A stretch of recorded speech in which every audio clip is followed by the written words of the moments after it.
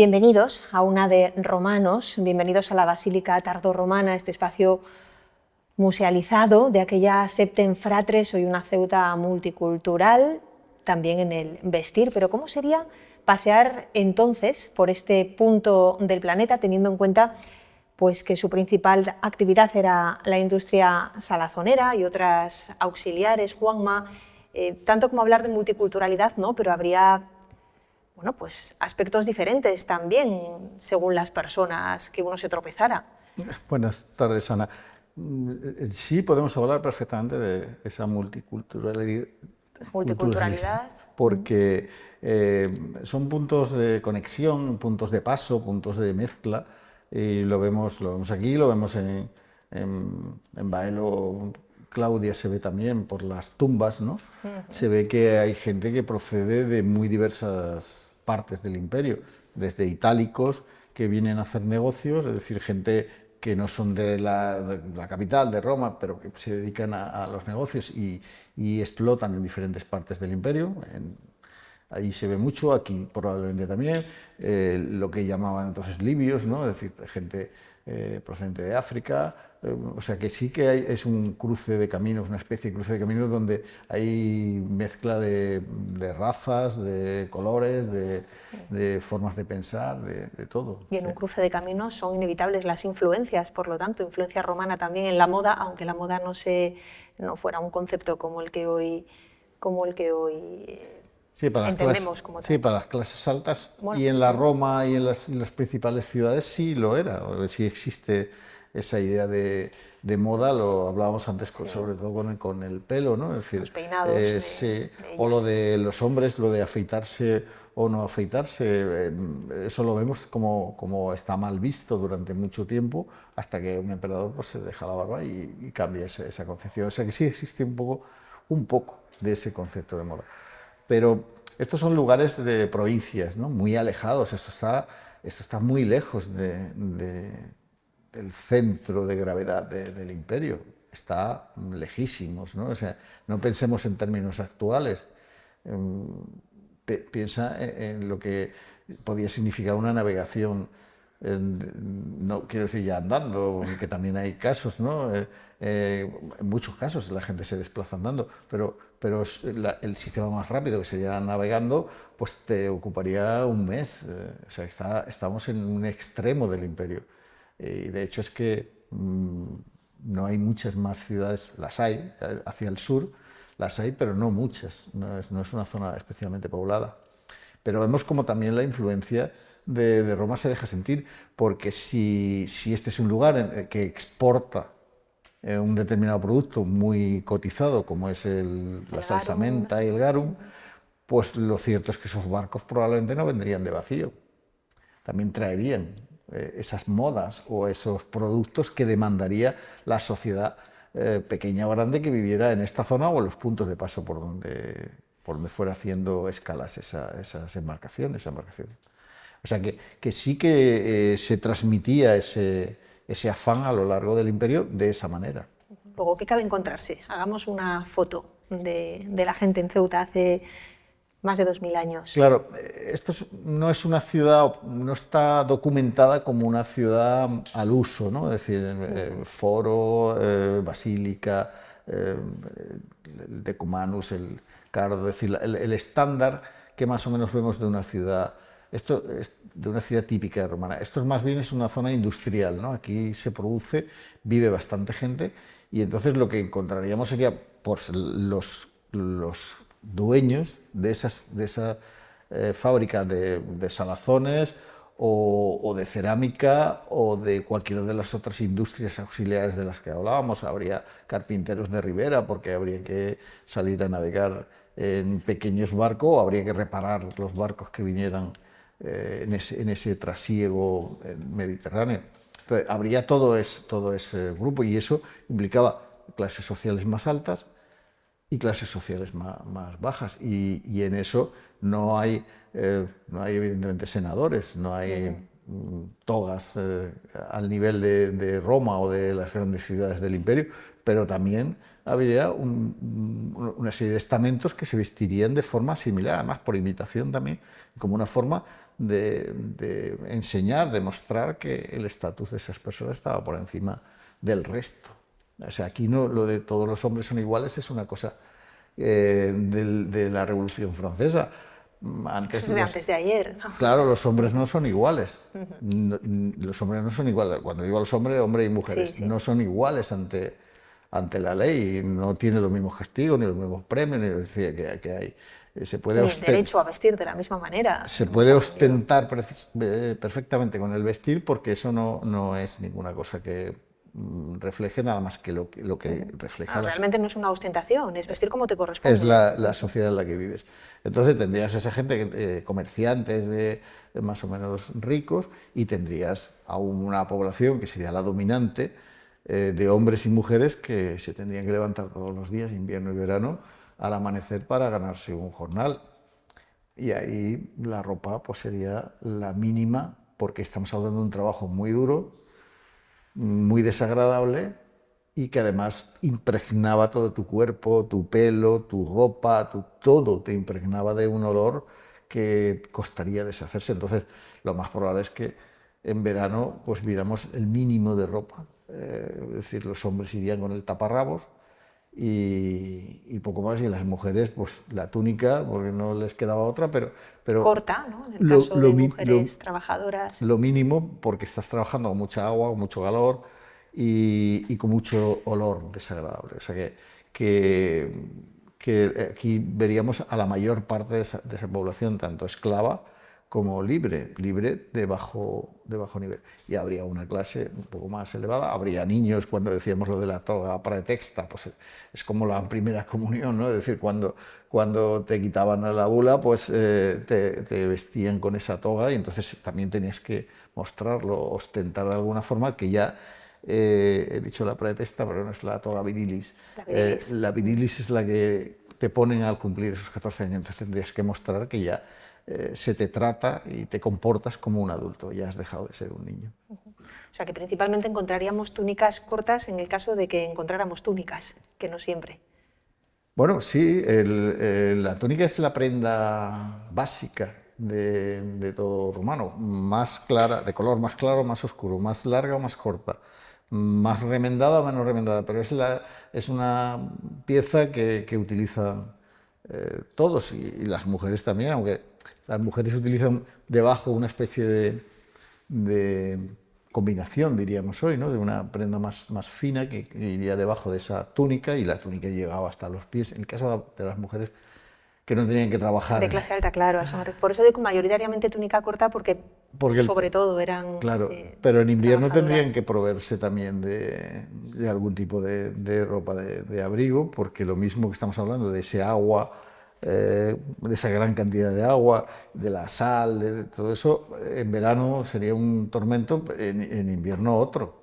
No solo es el olor al que te terminarías acostumbrando, sino todo lo que es ese trabajo para las manos, para el cuerpo. Lo hemos comentado en otro, ¿no? Lo duro que sería esa labor, el estar agachado constantemente, trabajando en la piscina. Las consecuencias, un trabajo Las de esas características en una jornada laboral interminable, de sol a sol. Entonces, tanto el invierno como el verano se presenta de una manera muy difícil, y la ropa, pues en verano te estorbaría casi todo, y en invierno probablemente necesitarías algo más de abrigo, porque imagínate las manos, los pies.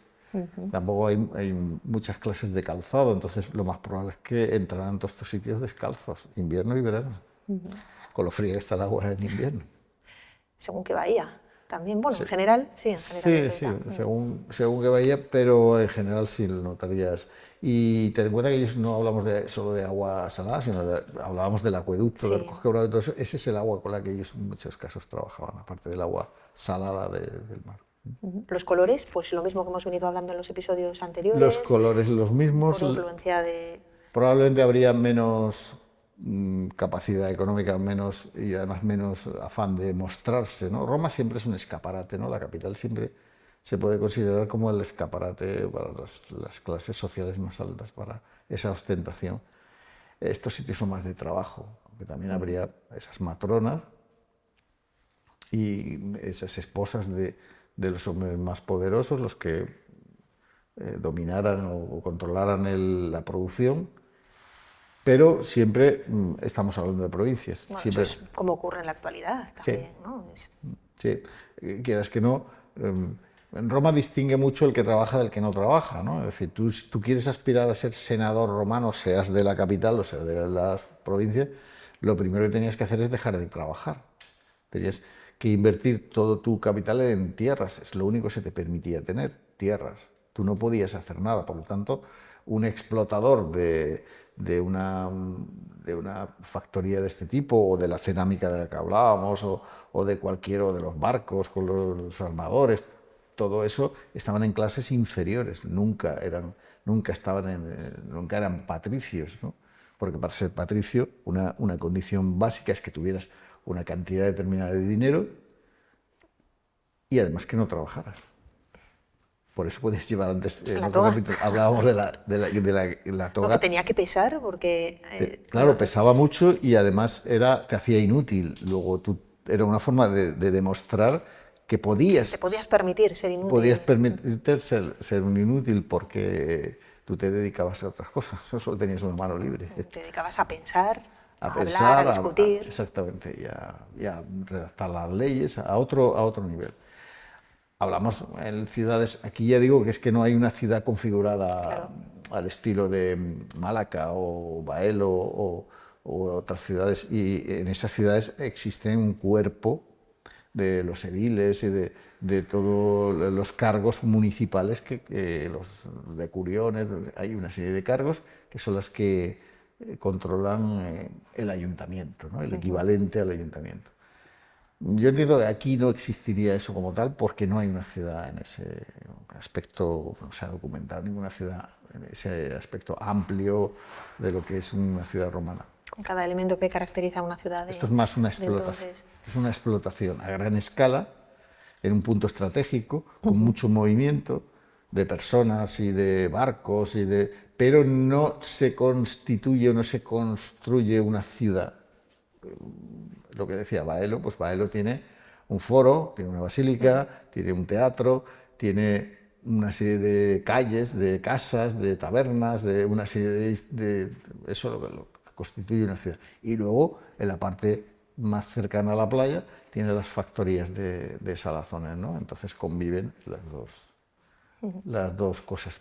Aquí no se ha detectado, no se ha documentado ningún tipo de ciudad de esas características. Qué mala soy yo recordando datos, pero habíamos hablado de cuánta gente se calculaba que podría estar en el momento de mayor apogeo de esa industria salazonera. Eran en torno a 3.000 personas. Sí, por eso digo que tiene que ser una industria,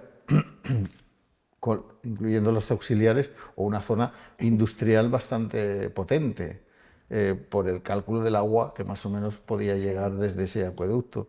Y teniendo en cuenta que sí se ha documentado el que existían esas fábricas de salazones, igual que se ha documentado en todo eso que llamábamos el círculo del estrecho.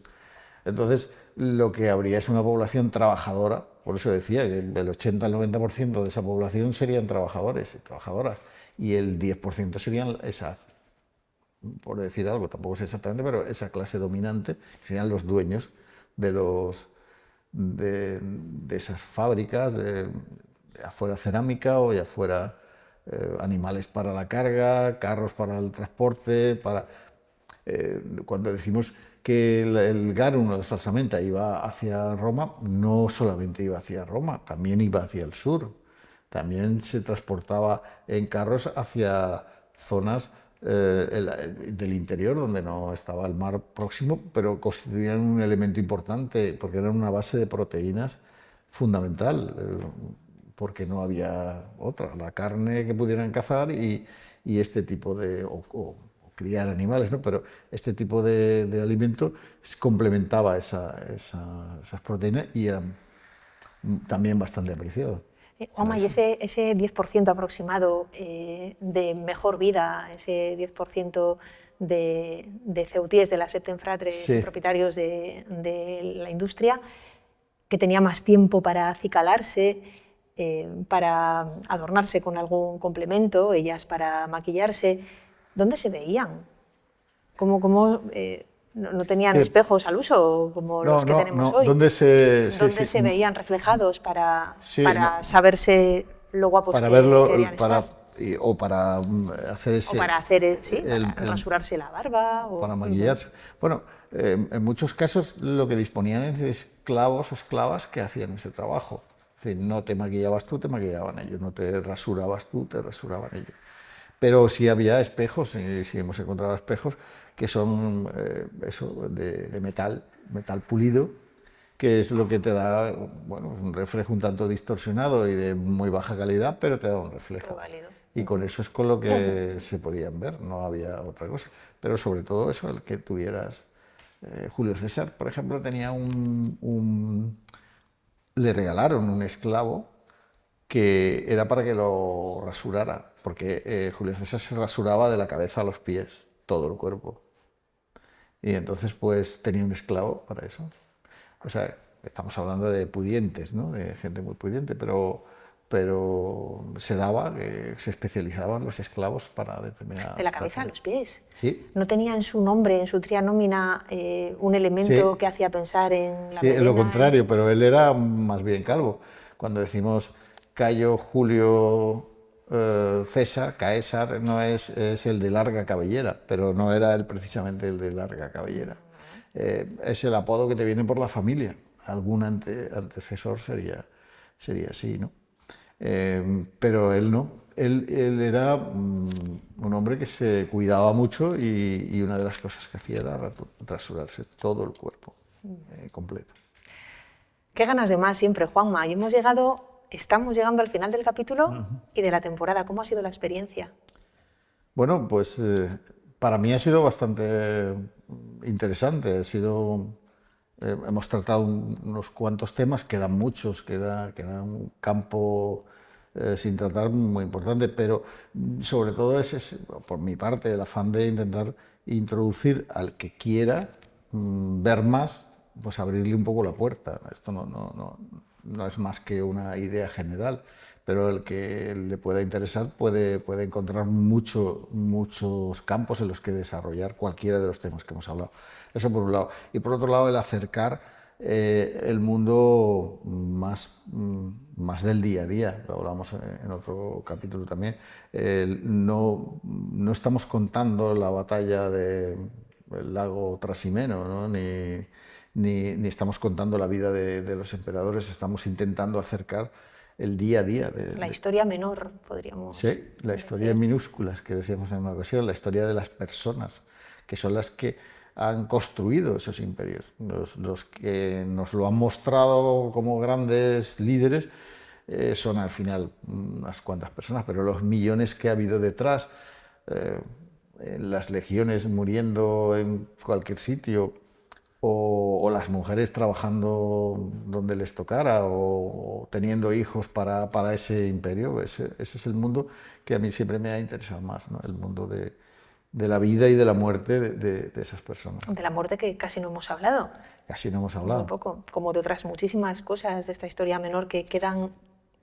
Sí, hay temas muy interesantes y además bastante amplios, como por ejemplo el mundo de la guerra, el mundo de las legiones romanas, porque cuando decimos las legiones romanas no hablamos de un modelo único, hablamos de una serie de modelos que se han ido desarrollando a lo largo de 1000 años, ¿no? Es decir, desde las primeras, los agricultores o ganaderos que cogían las armas que tenían y se juntaban para defenderse o para atacar, hasta las legiones estructuradas que todos hemos visto en las películas, ¿no? Y todo eso. Entonces, ¿cómo funcionaba eso? ¿Cómo se organizaban?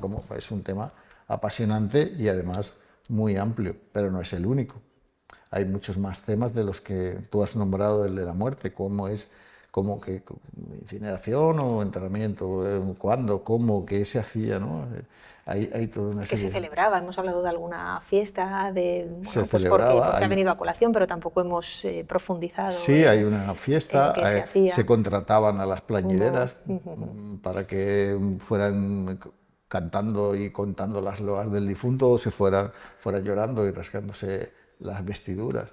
O sea, hay todo un mundo alrededor de eso, ¿no? Y de otras muchas cosas, ¿no? Hemos hablado de muchos oficios, ¿no? Que que con la Edad Media se pierden, pero que existen. Es decir, el mundo romano es un mundo donde la construcción, de la que tampoco hemos hablado, la construcción es espectacular, y es espectacular por algo. Es decir, hay toda una serie de oficios detrás que requieren de una técnica y de una tecnología que con la Edad Media se perdió y que no hemos recuperado hasta el siglo XVIII. Bueno, pues cabía esperar que quedara mucho más por abordar que lo que hayamos podido, que aquello sobre lo que hayamos podido charlar en estos meses, en estas semanas. Muchísimas gracias por compartir, ya no el tiempo, sino todo lo que sabes sobre este pasado. Juanma, a nosotros nos has convencido. Ahora lo deseable sería que hubiéramos cumplido ese objetivo con el que iniciábamos esta andadura, esta temporada de una de Romanos, que era, él lo decía, despertar la curiosidad, alimentar la de quienes ya la tenían y despertar la de quienes no. Y ojalá que haya sido así, ojalá que hayamos conseguido ese propósito, porque por hablar queda mucho de lo que hacerlo.